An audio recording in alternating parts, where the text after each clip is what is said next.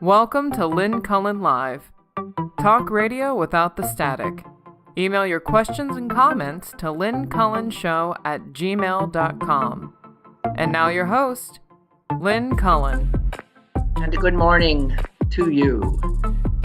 The 16th of June, 2025. It is a Monday, and often on Mondays I'm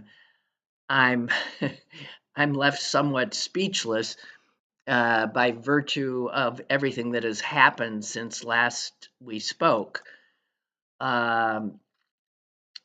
Weekends are not what they used to be. They are filled, as is every minute in Trump's America, with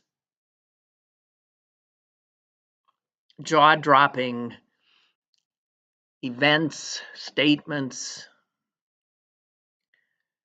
experience, terror, fear.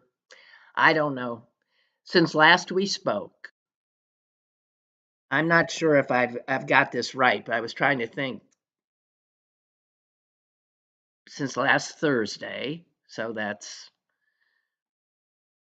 essentially 3.5 days ago, the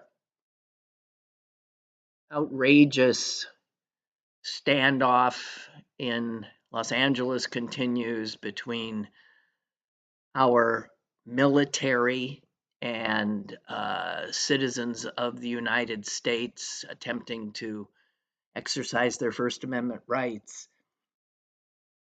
I have seen the senator from California manhandled, pushed out of a room, pushed onto the floor, handcuffed for attempting to ask a question of the head of our Department of Homeland Security. Although the official story from state media was that he had charged the stage that she was speaking on.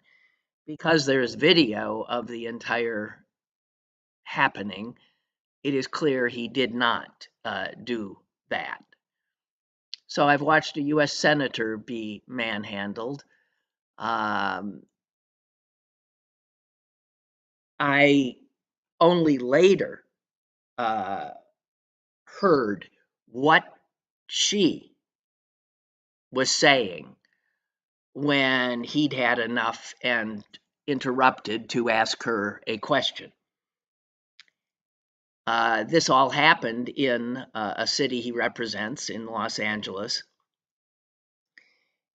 And what she had said was, "We are staying here to liberate the city from the socialists and the burdensome leadership that this governor and that this mayor have placed on this country and what they have tried to insert into this city."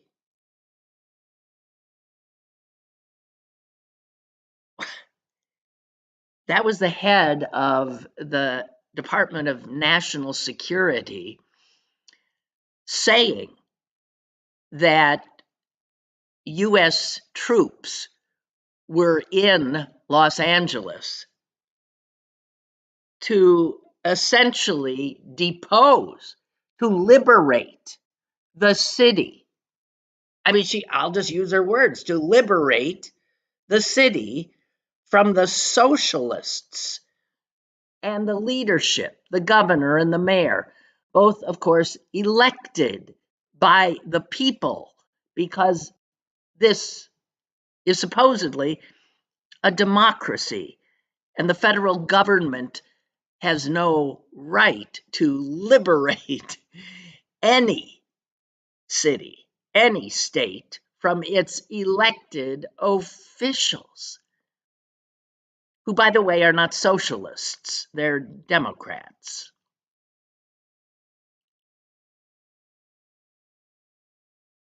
And then the senator, elected also by the people, had heard enough and interrupted to ask a question and was immediately besieged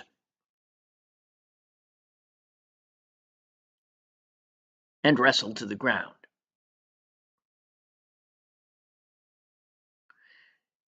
Do you know that it was exactly 10 years ago today that Donald Trump rode down the golden escalator at Trump Tower in New York City to improbably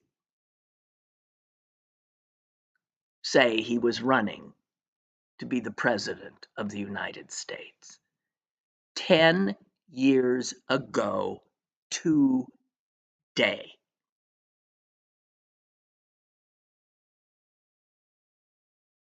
And look where we are.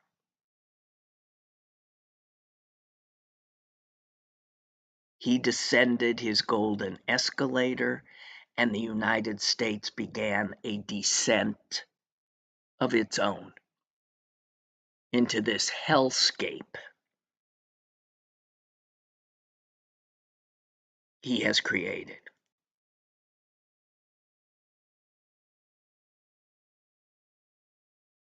So since last we spoke, a few days ago, all of that happened. Oh, two Democrats, I guess Kristi Noem would call them socialists, were shot, one killed, as was her husband,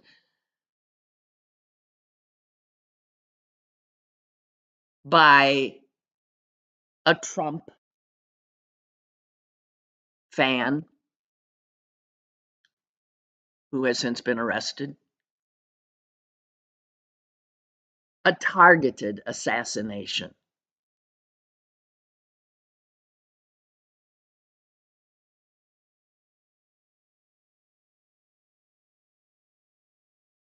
Trump threw himself a big parade on Saturday, his birthday. Always wanted one, as we know. Happily, it was a flop. But across America, the people came into the streets. A few hundred here, tens of thousands there. Tote it all up, and you get millions and millions and millions of Americans.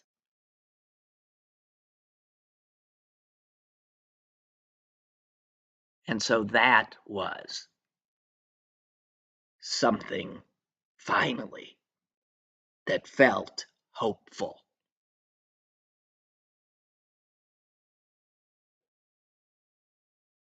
I hope you were there. I know I saw some of you.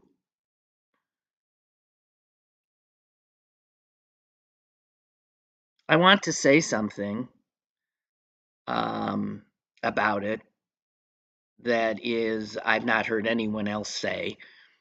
And I suspect, since I've not heard anyone say it, that it is a minority point of view, but it is so strongly felt that I have to say it. I ended up leaving the protest in downtown Pittsburgh in rage. I was so angry. I could I could barely elbow my way through the crowd fast enough.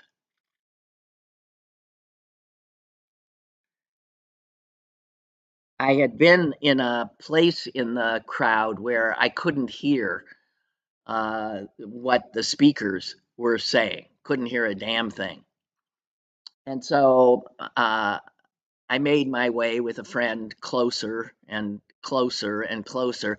Lousy sound system, guys, that you had to essentially be almost in front of it to hear anything.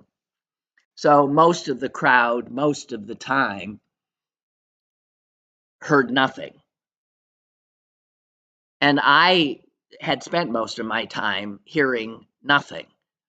But wanting to hear what was being said, I threaded my way toward the middle of the crowd.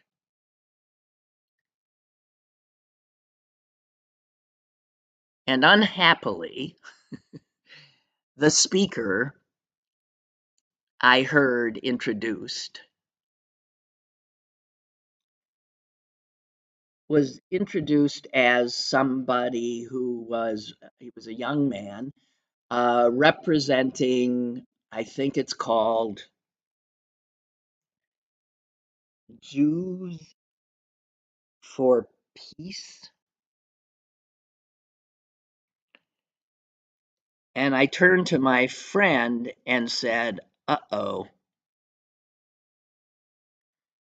you know that organization is a misnomer. They're not Jews for peace. They're Jews for Hamas. They're Jews against Israel. And he began to speak.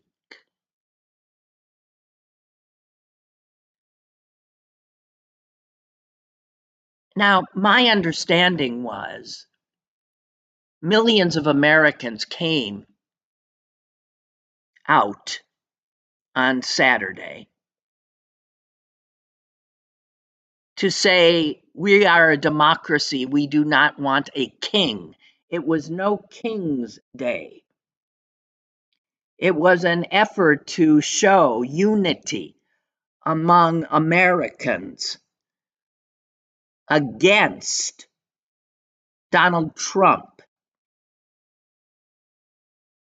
and those who support him and what they were doing to our democracy. That was the purpose of the march. It's why people made signs. It's why they took time and in many places stood in the rain. And this guy just started up.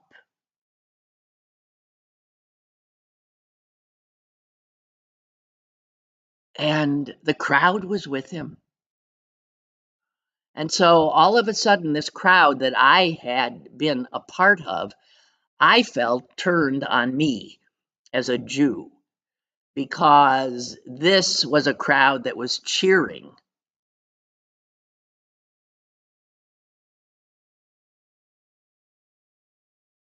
anything that was coming out of this guy's mouth, and it was a lot of shit, if you ask me. It was just flat out anti-Israel shit. And I started screaming back. I started screaming at the top of my lungs. It's not why we're here.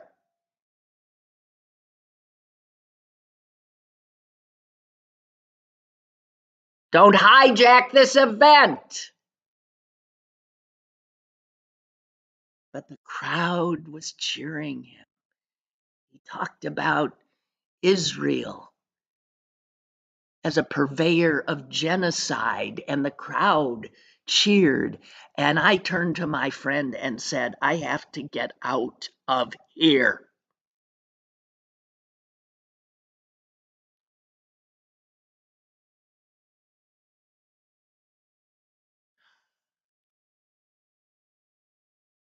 that crowd would have, yes, been with him. Any kind of anti-Zionist stuff that he was spouting. And Zionist is what I am. A Zionist is, the definition of Zionist is somebody who believes that the Jewish people should have a homeland, like, well, so many other religious groups have. How many Muslim countries are there? How many Christian countries are there? How many Hindu countries and Buddhist countries? And there's one little sliver of desert that the Jews have, and somehow it is an abomination. So I all of a sudden felt like that crowd that I had thought I was a part of, that speaker separated me from it and enraged me. I have been enraged since. Even last night, I started thinking about it again and had trouble sleeping. I became so angry. Here is what I'm angry about. I am angry about this important moment in our history, and I am angry at whoever invited people to speak off topic. This was not a lefty rally. This was no King's rally. This could have attracted people who voted for Trump, who realized they made a mistake. This could have attracted all different kinds of people. It was not a pro-Palestinian rally. It was not an anti-Israel rally.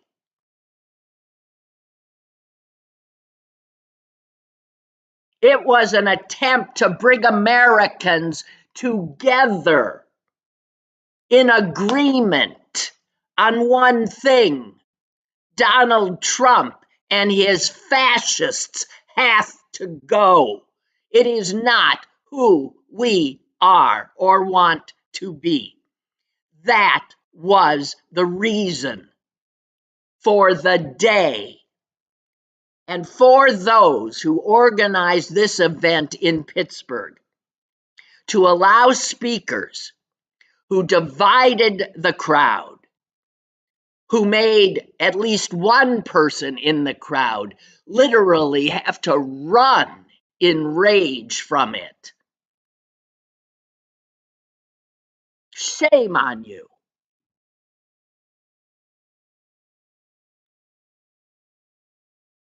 You do not let others abscond with your event.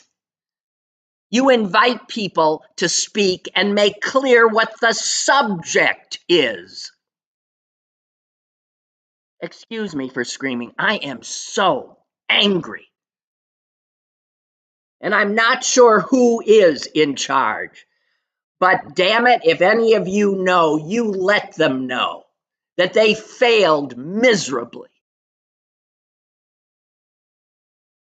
They had an opportunity to bring people together, not to cull people. And man, I was culled.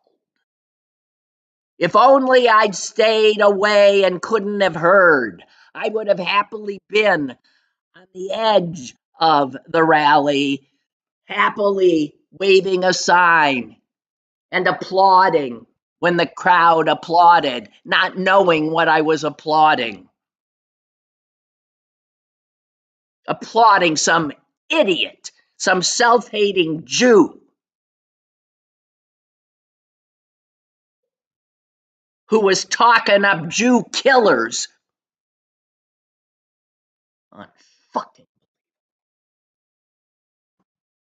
Anyone who's listened to me knows I detest Benjamin Netanyahu. I detest his government. I am appalled at what is going on in Gaza.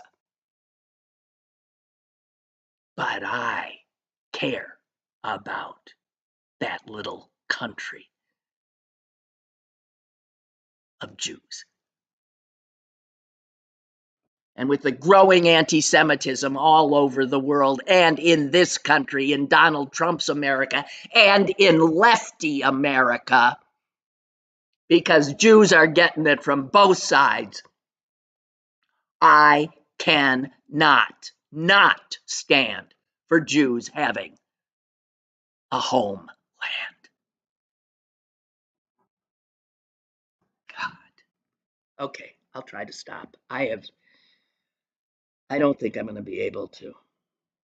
So that no one else, I haven't heard anybody ever say that. I don't know if other venues where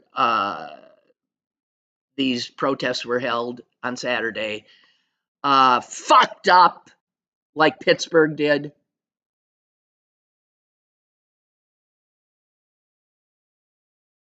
This was not the place. I would not have attended.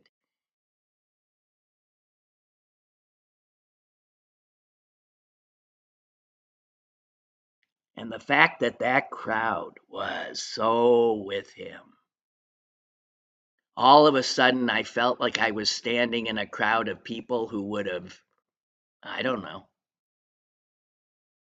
I sure didn't feel welcome or comfortable.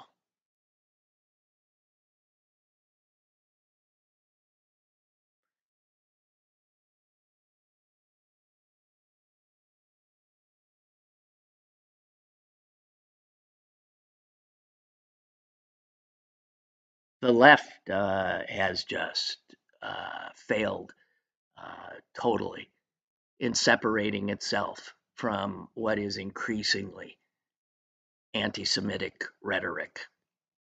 Yes, I know criticizing Israel is not anti-Semitic. I criticize Israel.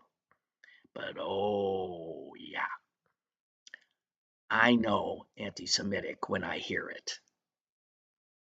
And I don't care if it's coming from the mouth of a self-hating Jew who somehow was invited to speak at the No King rally. Shame on you.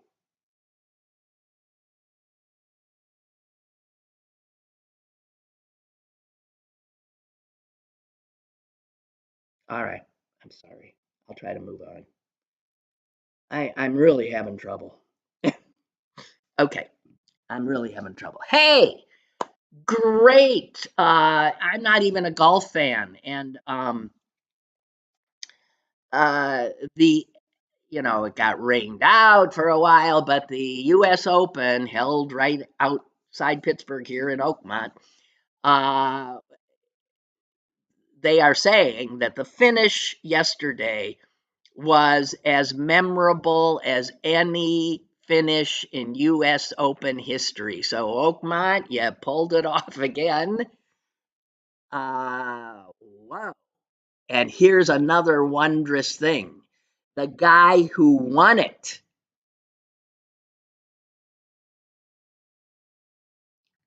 is a California kid of Mexican and Filipino ancestry. And somehow that was perfect for this weekend, too. He wasn't white. Yeah, he was from that Marxist state that needs to be liberated by the U.S. Marines. And he won the U.S. Open. And he looked like a wondrous mutt of a person. He wasn't white, wasn't black. He was sort of like, well, somebody said he looked like Franco Harris. God bless him. Perfect. perfect. And if you haven't seen the putt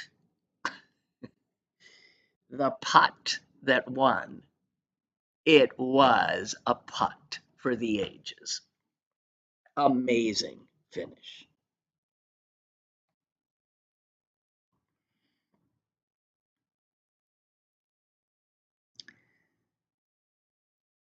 A few other things just heading back to Saturday and not going where I was. Looking at the crowds in various cities, boy, Philly looks like it was just amazing. Hey, speaking of that venue, I want to say again in regard to Pittsburgh, why was it at the city county building? Because that's where the lefties always go and they're always the ones organizing these things. Why was it there? Because that's not a good venue. You can't form a large crowd there. You end up with the crowd being split by the streets. Also, lousy sound system, guys. But this is what the guys who do protests here know how to do. It should have been in a park. It should have been in an open space where a crowd could have formed. Just saying. Seriously. We were not protesting the city government. We were not protesting the county government. There was no reason for that location.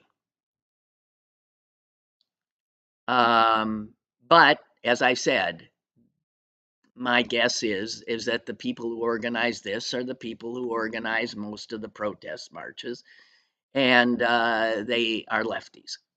That's what they do. And they invite people to speak and don't tell them what the rules are, because that's what they do. And again, they failed. But I was thinking about the crowds. And then I was thinking about these pictures I've seen that people put online of a protest in some little town in Ohio or Wyoming. And there was one I saw that had like 5 women holding signs on a corner, and there were 2 little kids with them. And amazingly, they had blurred the children's faces, I guess, not wanting the kids to be harassed, perhaps, at school on Monday. But the courage it takes to show up as one of a few people in a red city, town, state area is pretty impressive. It took no courage to show up at one of these massive demonstrations, surrounded by so many like-minded people, or so I thought. Takes no courage. But the people in these smaller places that live in these places, that shop in those stores, and their neighbors will now know to put themselves out there, to stand up against a government that their neighbors, friends, classmates co-workers, support. That takes true courage. And you saw, I mean, those are the pictures I saw that just uh, made my heart swell with admiration. Those are patriots where it wasn't easy and where you were putting yourself out there in a way that, well, could make the next days uncomfortable. It's why the children that were sitting with those women, why the women were smart and blurred their faces. Wow.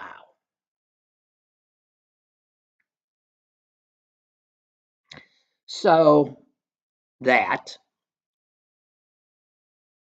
few other notes I have on protests. Fetterman, there were some anti-Fetterman chants that popped up. And he continues to be just totally tone deaf. He posted on X on Saturday this parade, and he's talking about Trump's parade. This parade is comprised of our sons, daughters, mothers, and fathers, the very best of us. Regardless of your politics, it's appropriate to celebrate the 250 years of sacrifice, dedication, and service.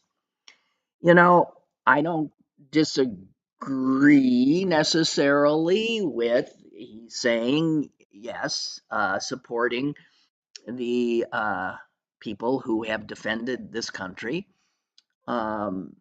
is a good thing to do. But the parade he was talking about had been co-opted by Donald Trump, which is something he knew too. And it was one of the reasons, the co-option of this president, that millions and millions, and the vast majority of Americans who went to any kind of a parade or demonstration on Saturday were demonstrating against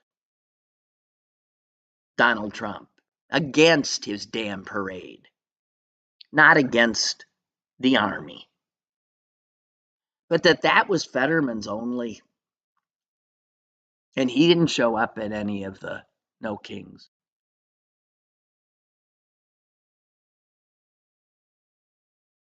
Really amazing.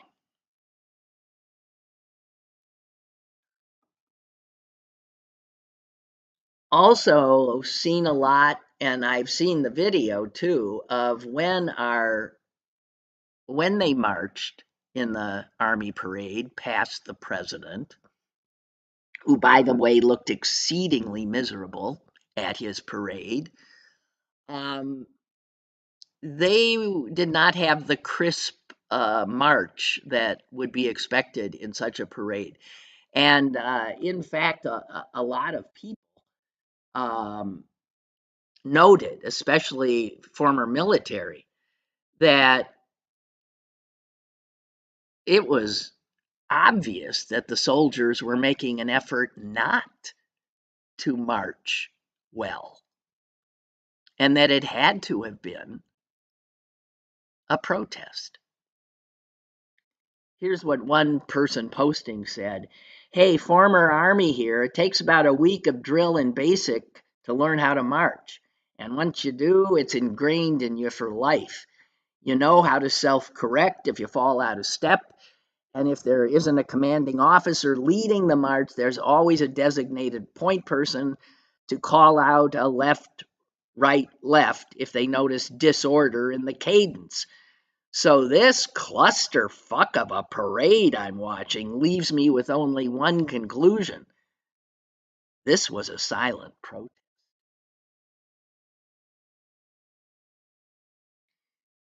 So, yeah, a lot of people started to note it throughout. I never watched the parade at all, but they said, and the other neat thing I've seen about the parade is that, okay, so the troops didn't do this like, Nazi in, march. They were relaxed. Some of their heads weren't turned the way they should have been. They just looked like some guys walking down the street, a lot of them.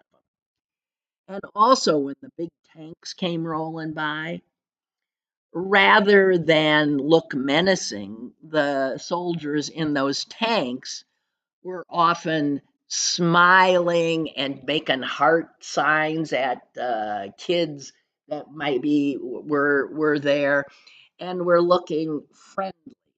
And I'm sure that's not the look Donald Trump wanted.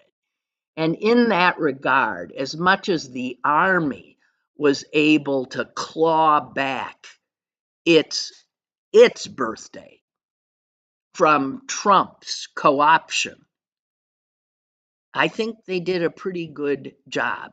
And what was especially wonderful is just seeing the paltry crowd, because it was paltry.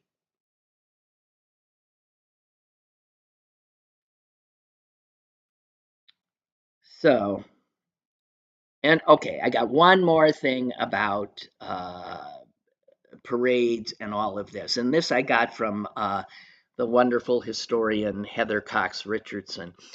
She points out that, so, okay, so who was the first commander in chief of the US Army, which celebrated its 250th anniversary this weekend?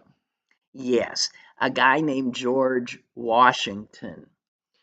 And he was not, now Trump is the commander in chief, Private Bone Spurs, never served, and bragged about avoiding service, and has found himself now as the commander in chief, and he's the one who wanted this, military parade. He revels in the, anything military because it makes him, he think he thinks, look tough. Um, Heather Cox Richardson pointed out that after the U.S. Capitol was attacked, no, and I'm not talking about when our commander in chief had it attacked on January 6th, a few years back.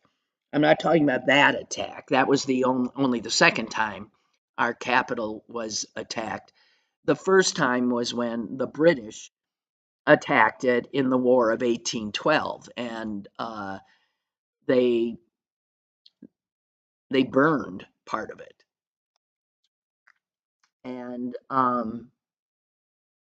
when it was fixed up again and rebuilt, the president was James Madison, and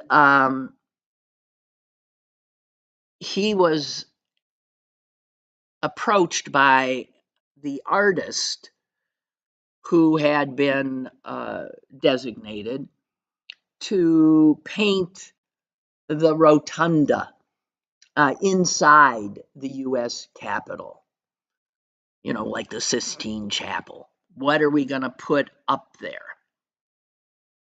And the artist was a guy named John Trumbull. And he thought and thought about it, and he thought, I thought that here's his words. This artist said, I have thought that one of the highest moral lessons ever given to the world was that presented by the conduct of the commander in chief, George Washington, in resigning his power as he did. In fact, when the army would have unanimously been with him to stay, when they in fact resisted his desire to leave. So the artist said to the president, Madison, I really think that moment of the first president, the first commander in chief, who could have stayed, could have become a king because everyone wanted him to, couldn't in fact imagine anybody other than George Washington leading us. And George Washington said, no, I did what I was to do, and I'm going home. I am not the government.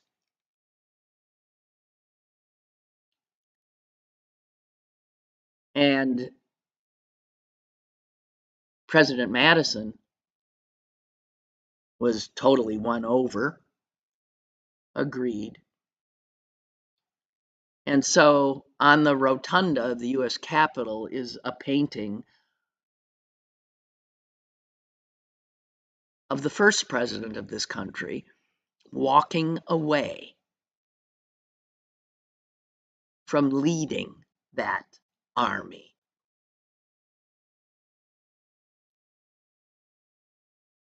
And the contrast 250 years later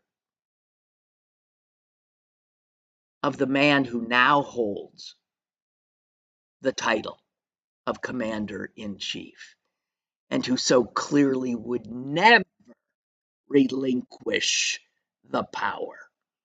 In fact, is clearly intending to take in more and more and more power and co-opting the army to help celebrate him. This is where we've come from the first commander-in-chief to our current commander-in-chief, a would-be dictator.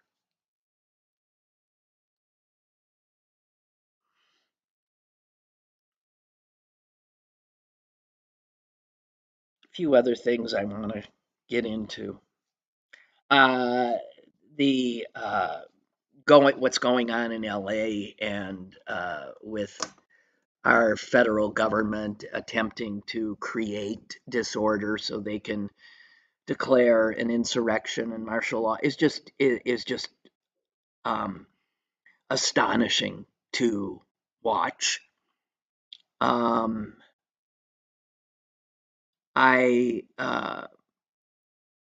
It's hard not to feel sick watching it. One of the reasons that the demonstrations throughout the country on Saturday were so wondrous and powerful was that it showed that this is no insurrection. The only insurrection still going on is that insurrection perpetrated by this president and his government and his followers. The violence they are creating and hoping for is laid out right in front of us.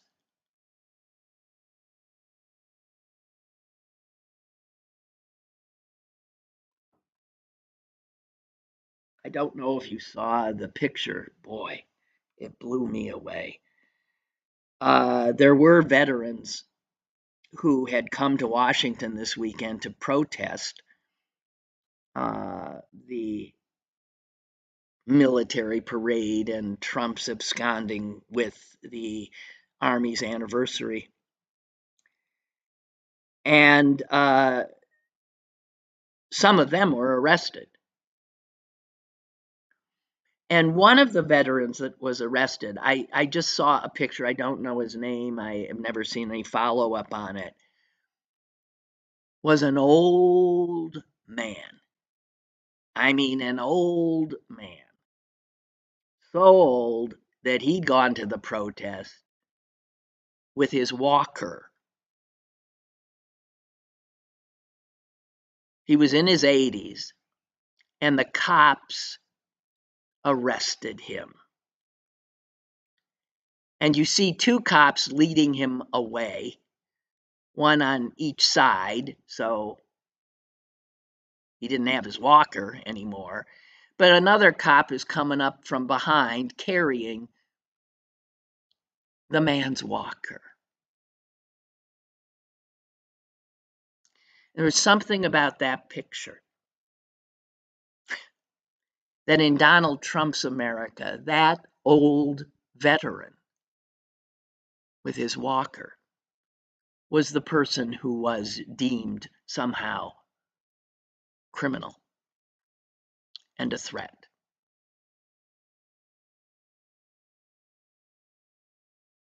By the way, the coverage from LA, I have to admit, I'm not watching necessarily the broadcast networks, so I don't know. But there is one reporter who has just blown me away by his cool-headedness, by his incredible ability to his knowledge, his putting things in perspective, his is doing the job of an eyewitness and an educator and a journalist. Just blown me away is a guy named Jacob Soboroff, who's been on MSNBC. And he's kept me watching MSNBC because his reporting is, I mean, extraordinary. Top of the top. I mean, he's my, give the guy a Pulitzer, give him every award there is, and elevate him. Although you don't want to lose him, don't ever make him an anchor. That is a great reporter. And if you haven't seen him, wow.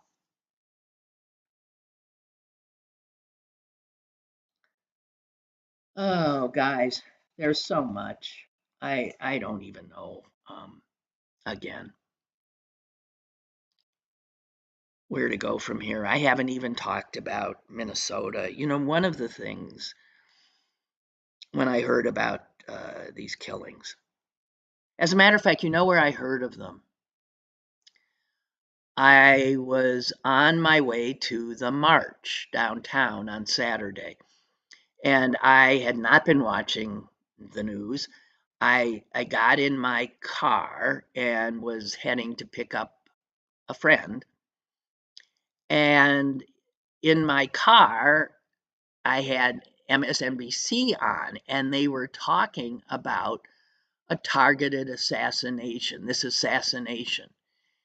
And, you know, my blood ran cold. I thought, oh God, what's happened? You know, this is living again in Donald Trump's America. Oh my God. And I listened for a good 8, 9, 10 minutes, knowing something terrible had happened before it became clear exactly what had happened. And by the time I got to my friend's house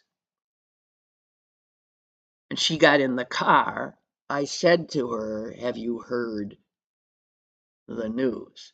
And her face just paled. She said, "No. Oh my God, what?" And, you know, she later told me, I said, where was your head when you said, she said, well, I don't know. I mean, I was thinking, um, did maybe Iran, do something nuclear? Did Israel do something nuclear? Was Trump assassinated? What, she said her head went in so many directions, all of which were understandable. And so I said, well, no, but there was an assassination. And so we, Trump's America.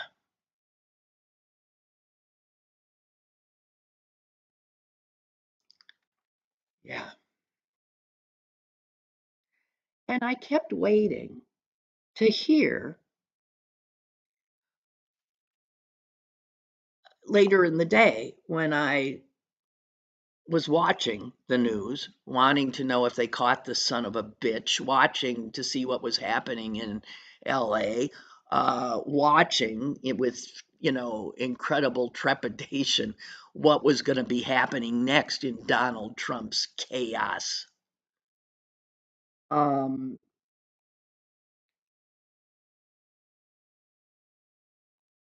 why did I lose my train of thought? Oh, I kept wondering why I wasn't hearing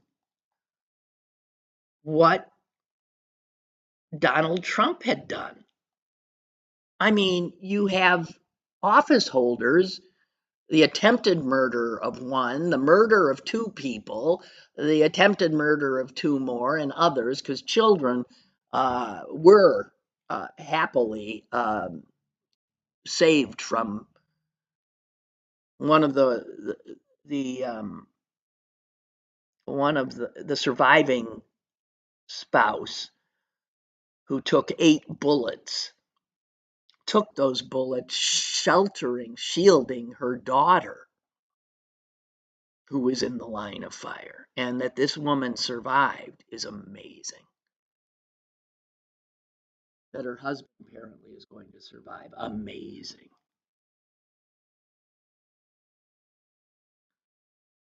So I kept waiting to see, the what is the president, has Trump reached out, which is what a president does. I heard that Joe Biden reached out to Governor Walz. I think I saw Barack Obama reached out. Two former presidents reached out. The current president, no. Some boilerplate statement eventually came out of the White House about political violence being unacceptable. Not political violence of this nature being unacceptable, and blah, blah, blah. But the only thing I saw that Trump said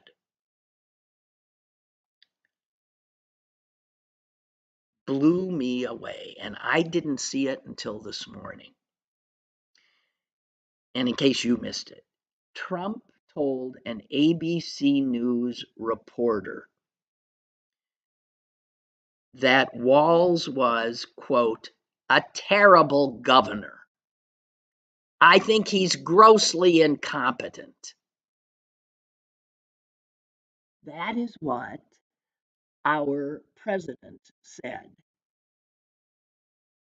about the governor of a state that was reeling from the targeted assassination of members of its legislature. I think he's a terrible governor. Grossly incompetent person, he said. And then the reporter asked Trump, Are you going to be offering support? And Trump said this. I may call him, I may call other people too. That's what your leader, the President of the United States, said in this dark moment.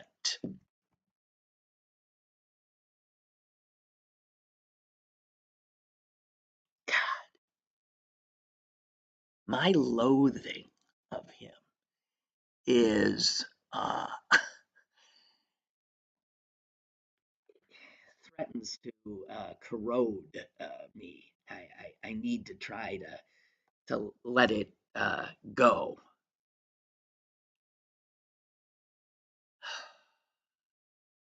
By the way, Lawrence Tribe, the Harvard law professor, said of Kristi Noem's statement that we are staying here to liberate Los Angeles from the socialists and the burdensome leadership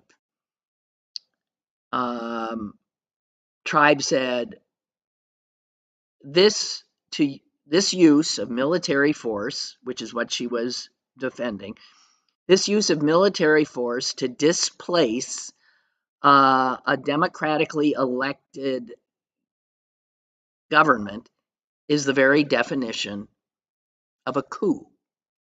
Yeah. Oh, he made clear that as well. But something else that happened is you see while Stephen Miller and Hogan in these ICE horrors, this horrific what they're doing to people and the terror they are creating.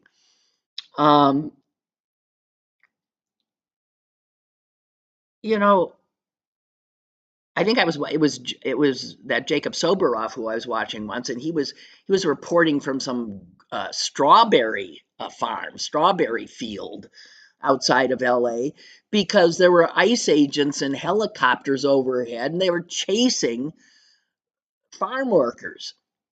Yeah, these are the murderers and criminals and rapists that Trump is saving us from. And the guys who own those farms, probably voted for Trump, and they've had his ear. So Trump, as you know, has now decided, we can't. And here's his statement.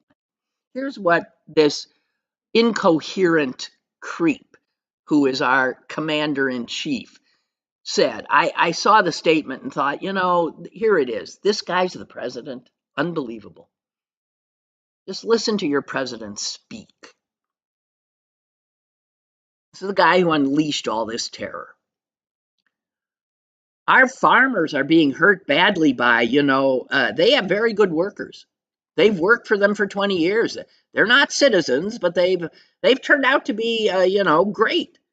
And we're going to have to do something about that. We can't take farmers and take all their people and send them back because they don't have maybe what they're supposed to have. Maybe not. But here he is undercutting everything that he's been saying for 10 years. These are good people. They've been working for him for 20 years. You can't, just because they don't have the right papers, you can't send them. This is the guy leading us, the incoherent creep. And then he goes on. And you know what's going to happen? And what is happening? They get rid some of the people because you go into a farm and you look and people don't and this is what he says. I know this doesn't make any sense. I'm just reading what he said. They get rid of some of the people because you go into a farm and you look and people don't.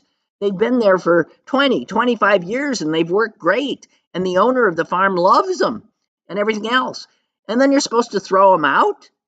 And you know what happens? They end up hiring the people, the criminals. Oh, he remembers that he's supposed to be the criminals. And we throw out these good people, and then they hire criminals, the murderers, the murderers from the prisons and everything else. He's remembering, oh, wait a minute, I'm undercutting myself here. And then he goes back because these big farmers have gotten his ear and said, you're killing us. So he says, so we're going to have an order on that, I think. We can't do that to our farmers. And then he realizes, and his own business, to our hotels, to our restaurants, to our leisure industry, we're going to have to use a lot of common sense. So all of a sudden, this fucking fool realizes that the people Stephen Miller and his ICE agents are running after and terrorizing are the people he employs in his hotels, that his friends employ, that pick our crops. He didn't know that? He didn't know our economy is built on their backs?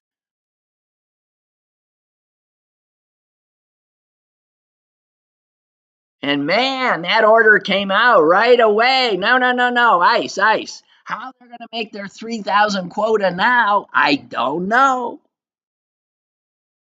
But if you don't have papers, I would say you immediately go get a job in a restaurant or a farm or a hotel. Because all of a sudden he's carving those out. This fucking fool.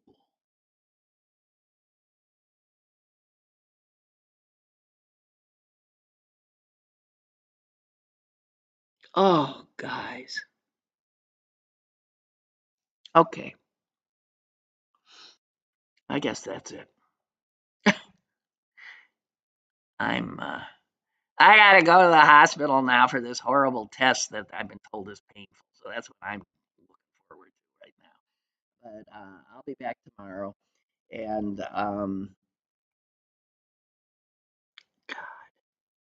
God help us. I don't know what else to say. Just God help us.